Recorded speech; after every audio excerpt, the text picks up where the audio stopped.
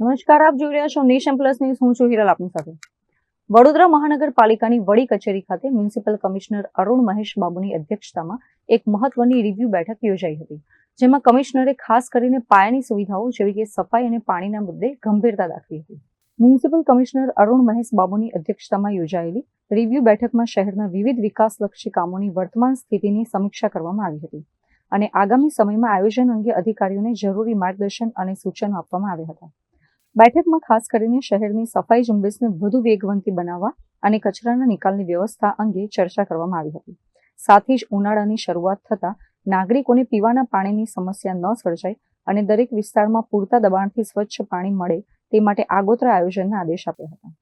શહેરમાં હાલમાં અનેક જગ્યાએ ડ્રેનેજ લાઇનના કામો ચાલી રહ્યા છે, જેના કારણે ટ્રાફિક અને અન્ય સમસ્યા સર્જાઈ હોય છે.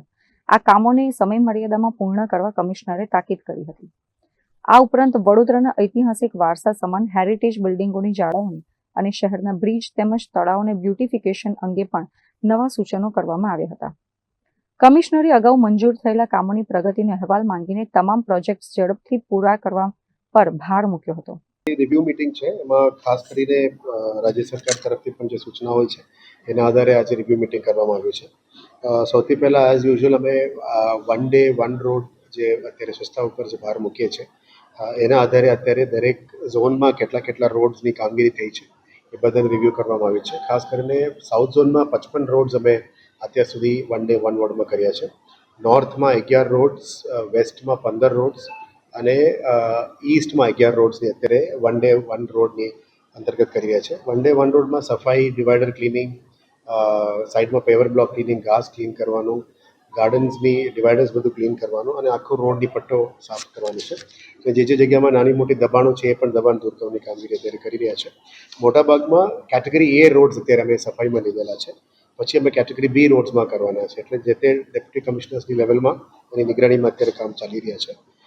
નેક્સ્ટ અત્યારે અમે વોટર લોગિંગ જે જગ્યાઓ છે એ બધાને પ્રી મોન્સૂન એક્ટિવિટી તરીકે આઈડેન્ટિફાઈ કરીને સાફ સફાઈની કામગીરી શરૂ કરીશું.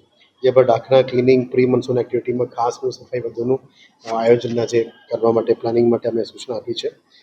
કેચપીટ, રોડ સાઇડ ઝાડ, રોડ્સની અંદર જે મેન્ટેનન્સ કરવાનું છે, ઇલેક્ટ્રિક પોલ્સનું જે સરખું કરવાનું છે, એ બધા જ સાઇટ ઉપર દરેક રોડ વાઇઝ લેવાનું પણ નિર્ણય લીધું છે અને આ કામગીરી પણ ફિલ્ડમાં ચાલુ છે. સ્વચ્છતા સર્વેક્ષણની અંતર્ગત દરેક હેરિટેજ ઇમારતો, પબ્લિક ટોયલેટ્સ, રોડ્સ અને ગ્રોસ ગાર્બેજ વલ્નરેબલ પોઈન્ટ્સ એને સાફ કરવા માટે અત્યારે સૂચના આપી છે. અને આપણા ગ્રીવન્સ રિડ્યુસલ મિકેનિઝમ મારફતે રોજ અમે કોલ્સ પણ કરીને પબ્લિકની ફીડબેક પણ લઈ રહ્યા છે. સારું ફીડબેક છે. એમાં અત્યારે સ્વચ્છતા ઉપર જે કામ ચાલી રહ્યા છે એના ઉપર વધારે ભાર મૂકીશું. સિટીની અંદર પાણીનું ઇશ્યુઝ ના રહે એના માટે વોટર ડિપાર્ટમેન્ટને આજે રિવ્યૂ કરવામાં આવ્યું છે. ખાસ કરીને વોટર સપ્લાઈઝ, પ્રેશર અને કન્ટામિનેશન, આ ત્રણ ઇશ્યુઝમાં કંઈ ઇશ્યુઝ ના હોવું જોઈએ. ટાઈમલી ક્લોરિનેશન અથવા સુપર ક્લોરિનેશન કરવાનું સૂચના આપી છે. અત્યારે ગરમીની સિઝન છે અને બોર્ડ એક્ઝામ્સનો સમય પણ છે, એટલે પાણીની અછત કોઈ ના હોવું જોઈએ અને આવતું હોય તો સેમ ડેનો નિકાલ પણ કરવા માટે અત્યારે સૂચના આપી છે. એટલે દરેક ward engineers, ward zonal officers અને ડેપ્યુટી કમિશનર્સની સૂચના કર્યું છે. વોટર કન્ટામિનેશન માટે હવેથી અમે ક્રોસ સેમ્પલ્સ પણ લેવાનું શરૂ કર્યું છે. દરેક વોટર ટાંકી અને ડિસ્ટ્રીબ્યુશન સિસ્ટમ્સથી અમે વધારે વોટર સેમ્પલ્સ લઈશું. ફૂડ ડિપાર્ટમેન્ટ મારફતે પણ જે ફૂડની સેમ્પલિંગ લેવાની છે એ પણ કરીશું. આવનારા દિવસોમાં ફૂડ ડિપાર્ટમેન્ટ દ્વારા પણ ક્રોસ કન્ટામિનેશન થાય છે કે કેમ એની પણ સેમ્પલ્સ લેવા માટે સૂચના આપી છે. એટલે આવનારા દિવસોમાં વધારે સેમ્પલિંગ લઈશું. એક ફૂડ ડિપાર્ટમેન્ટ, અત્યારે ગરમી છે એટલે ફૂડમાં પણ અડલ્ટ્રેશન ના થાય એ ધ્યાને લેતા ખાસ કરીને ડેરી પ્રોડક્ટ્સ, આઈસ્ક્રીમ, દૂધ, છાશ અને પનીર એમાં પણ ચેક કરવા માટે સૂચના આપી છે કે ફૂડ ડિપાર્ટમેન્ટ દ્વારા કરવામાં આવશે. પબ્લિક ટોયલેટ્સમાં પણ સાફ સફાઈ ટાઈમલી રીતે થવું જોઈએ અને મેન્ટેનન્સ થવું જોઈએ. એ બાબતમાં સફાઈ માટે ઇમ્પોર્ટન્સ આપવાનું કીધું છે. અને આવનારા દિવસમાં જે જાહેર શૌચાલયો બની રહ્યા છે એમાં પણ વેગ આપીને વધારે પબ્લિકની સુવિધા આપે એ દિવસનું કામગીરી કરવાનું છે. આવનારા દિવસોમાં જલ સંચયમાં પણ અત્યારે ગરમી છે એટલે જલ સંચયમાં મેક્સિમમ વોટર હાર્વેસ્ટિંગ સ્ટ્રક્ચર્સ આ સમરમાં બની જાય એ દિશામાં કામગીરી કરી રહ્યા છે. અત્યાર સુધી ઓલમોસ્ટ 4000+ વોટર હાર્વેસ્ટિંગ સ્ટ્રક્ચર્સ અલગ બીએમસી દ્વારા, અલગ સોસાયટીઝ દ્વારા, એનજીઓઝ દ્વારા બિલ્ડિંગ પરમિશન્સ આપતા વખત compulsory water harvesting structure, schools, colleges, societies બધા જગ્યામાં કરી રહ્યા છે. એનું ડેટા એન્ટ્રી પણ અત્યારે ચાલી રહ્યા છે. અમે ઈચ્છીએ છીએ કે મેક્સિમમ વોટર હાર્વેસ્ટિંગ સ્ટ્રક્ચર સિટીમાં બની જાય, જેથી કરીને વરસાદ આવે, વરસાદની પાણી નીચે ઉતરે અને વોટર ટેબલ સારી રીતે પાણી મળી જાય એ દિશામાં કામગીરી કરી રહ્યા છે. પ્રધાનમંત્રી આવાસની જે ડીપીઆર છે એમાં 12 ડીપીઆર બનાવવાની વાત હતી. એમાં અમને લગભગ 6,000 પ્લસની ટાર્ગેટની ડીપીઆર બનાવીને સરકારમાં મોકલ્યું છે.